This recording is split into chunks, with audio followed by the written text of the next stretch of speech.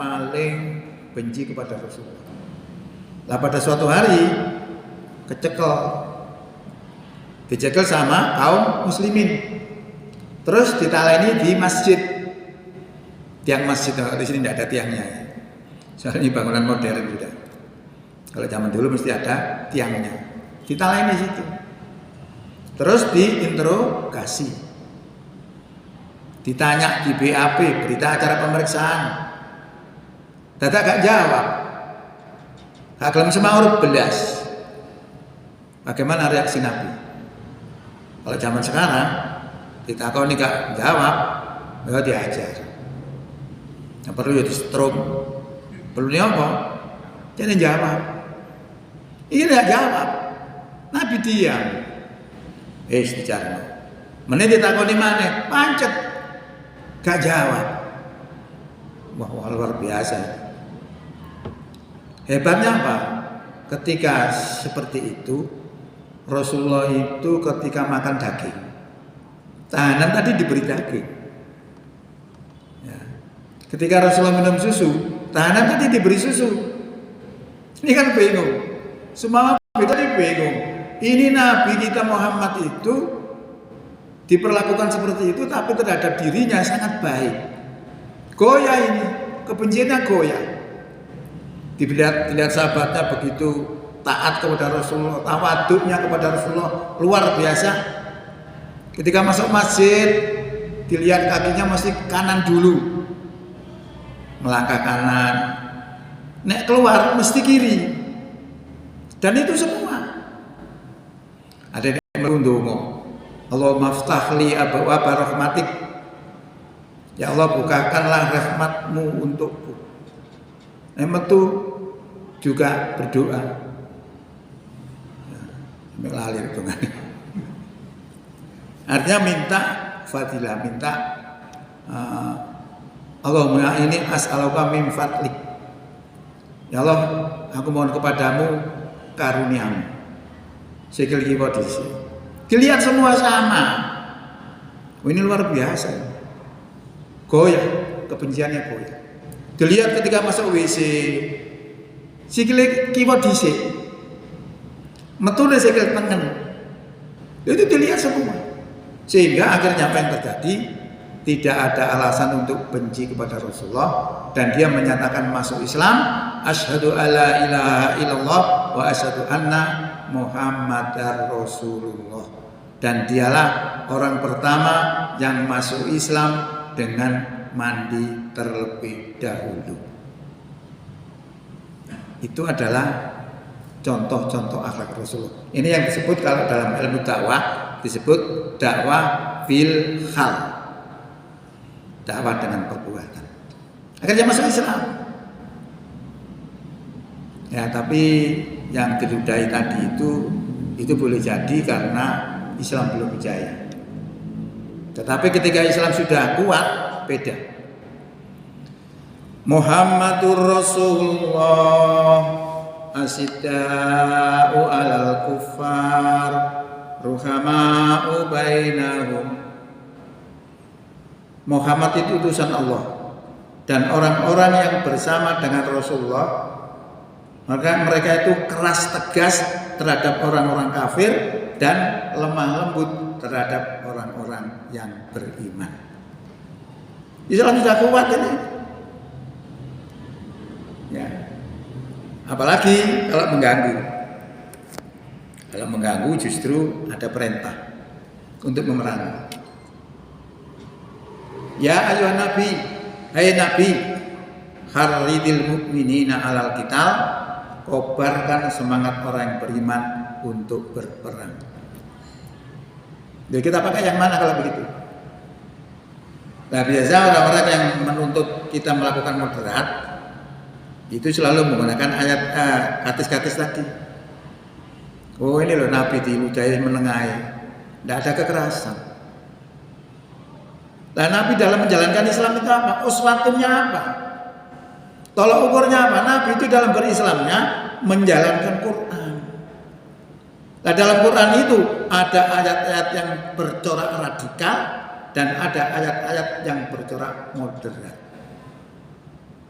Semua dilakukan Nabi itu. Kemudian kalau kita misalnya membuang yang radikal dan melaksanakan yang moderat saja, itu maknanya kita mengkufuri sebagian isi kitab dan mengimani sebagian isi kitab. Kalau itu kita lakukan, maka kita akan dikembalikan pada hari kiamat nanti kepada seberat-beratnya siksa. Afatu'minuna bi ba'dil kitabi wa takfuruna bi ba'd. Fama jazaa'u may yaf'alu dzalika minkum illa khizyun fil hayatid dunya wa yaumal qiyamati yuraduna ila asadil azab wa mallahu bighafilin amma ta'malun. Apakah kamu beriman kepada sebagian kitab dan kafir kepada sebagian lainnya? Tidak ada balasan bagi orang yang berbuat demikian di antara kamu kecuali kehinaan di dunia, dan pada hari kiamat mereka akan dikembalikan kepada seberat-beratnya siksa, dan Allah tidak lupa terhadap apa yang kamu kerjakan. Jadi artinya sebenarnya kita itu dituntut tidak memilih-milih begitu. Dituntut apa? Ittiba Rasul, menerima semuanya. Tapi kita akan jadi masalah. Kalau kita terapkan ayat-ayat radikal, pasti kita dipermasalahkan. Dituduh Islam radikal, Islam macam-macam. Nah itu kita mesti menggunakan metode yang namanya qiyas. Jadi sesuatu yang diperintahkan, sesuatu yang dilarang kemudian kita langgar, itu juga belum tentu dilanggar hakikatnya. Tergantung situasi. Kalau misalnya dalam Quran surat 2 ayat 173, innama harrama alaikum maitata waddama walamal khinziri wa ma uhilla bihi li ghairillah faman ittara ghairu baghin wala atin fala isma alaihi. Sesungguhnya Allah telah mengharumkan bangkai, darah, daging babi dan binatang yang disembelih dengan menyebut nama selain Allah. 4 binatang ini kalau kita makan dosa. Tapi ayat itu belum selesai. Biasanya di tengah itu ada lam kecil gitu ya. Itu menunjukkan jangan berhenti di situ. Karena ada lanjutannya. Famanitura, barang siapa terpaksa memakannya. Famanitura ghairu baghin, padahal dia tidak menghendaki dalam memakannya, wala adin, tidak melampaui batas, kata Allah, fala isma alaihi, maka tidak ada dosa atasnya. Berarti melanggar aturan Allah yang seperti itu kondisinya tidak berdosa. Ya. Nah sama dengan kita itu sebenarnya diperintahkan untuk melaksanakan hukum-hukum Allah secara keseluruhannya. Bahkan dalam Quran disebutkan begini, wa man lam yahkum bima anzalallahu fa ulaika humul kafirun. Barang siapa yang tidak menggunakan dengan aturan apa yang Allah turunkan, maka mereka itu adalah orang-orang kafir. Loh, radikal. Akhirnya muncul, paham, kita harus tegakkan aturan Islam. Ada orang lain mengatakan, oh gak perlu aturan Islam, sekarang ini sudah cukup. Pro kontra. Nah, gunakan ilmu itu. Kita tidak akan mengimani sebagian dan tidak akan mengkafiri sebagian. Karena kita gunakan, karena tadi sudah dijelaskan oleh Allah. Walaupun itu dilarang oleh Allah, kemudian kita langgar, itu bukan berarti kita melanggar kalau memang kondisinya membutuhkan itu. Karena apa? Pada hakikatnya Islam itu sebenarnya memang mengajarkan moderat. Dalam mendakwakan moderat ada gangguan-gangguan. Nah, gangguan-gangguan ini lalu dikasih solusi oleh Allah. Ayatnya rata-rata coraknya pasti radikal. Jadi ayat yang radikal tadi ayat yang mengandung sebab, ayat yang mengandung ilah. Kalau seandainya tidak ada orang yang mengganggu Islam, tidak akan turun ayat-ayat yang radikal itu. Maka sekarang yang kita butuhkan sebenarnya memahami itu. Kapan kita melaksanakan moderat, kapan kita melaksanakan radikal. Kalau ini tidak dipahami akan terjadi kehancuran. Seandainya dulu tidak ada orang-orang yang radikal, kira-kira gak ono wong sing wani nglawan londo. Kira-kira kita masih tetap dalam penjajahan. Jadi radikal atau moderat itu memang juga sama-sama diperlukan. Lah cara memahaminya bagaimana? Cara memahami kita harus memahami dua Quran. Quran pertama yang disebut Quran dengan versi kitab yang biasa kita sebut, yang kita pegang, tersusun dari Fatihah sampai Nas, yang oleh Ibnu Abbas dikatakan bahwa turunnya Quran itu sekaligus 30 juz. Isinya ya seperti yang kita pegang. Tapi turunnya kepada Nabi tidak sekaligus, 22 tahun lebih. Dimulai dari Iqra bismi rabbikal ladzi khalaq. Khalaqal insana min 'alaq dan seterusnya. Bacalah dengan nama Tuhanmu yang telah menjadikan manusia dari segumpal darah. Kenapa turun ayat itu? Kok tidak Al-Fatihah? Karena saat itu pemerintah Quraisy penduduknya rata-rata memahami bahwa Tuhan itu 3, Lata, Uzza, dan Manata. Dikonter dengan itu. Ya, selesai. Sampai dalam kurun waktu 22 tahun turun ayat terakhir, al-yauma akmaltu lakum dinakum wa atmamtu alaikum nikmati wa raditu lakumul Islam madinah. Itu ayat yang terakhir menyatakan bahwa Tuhan itu ridho kepada Islam sebagai agama dan sudah dicukupkan nikmatnya untuk kita. Itu ayat terakhir. Berarti kalau kita lihat ayat itu ada dua model lah. Quran yang turun tanggal 17 Ramadan itu mana? Ya, sebenarnya Quran itu, Quran yang sekaligus turun itu. Nah, Quran yang turun dari Iqra sampai surat 5 ayat 3 itu menunjukkan cara bagaimana Rasulullah menerapkan Quran itu. Ya, tidak sekedar comot-comot begitu, tidak. Karena Quran itu sebenarnya sulit. Ada yang mengatakan gampang, sulit. Nggak percaya? Tahun 2015 itu ada orang yang murtad dari agamanya. Padahal orang itu apal 30 juz. Bayangno, apal 30 juz murtad apa mana wae, apal kulo akad tok. Mbak Abon. 30 juz murtad. Kenapa? Karena dalam Quran banyak yang kontradiksi. Banyak bertentangan.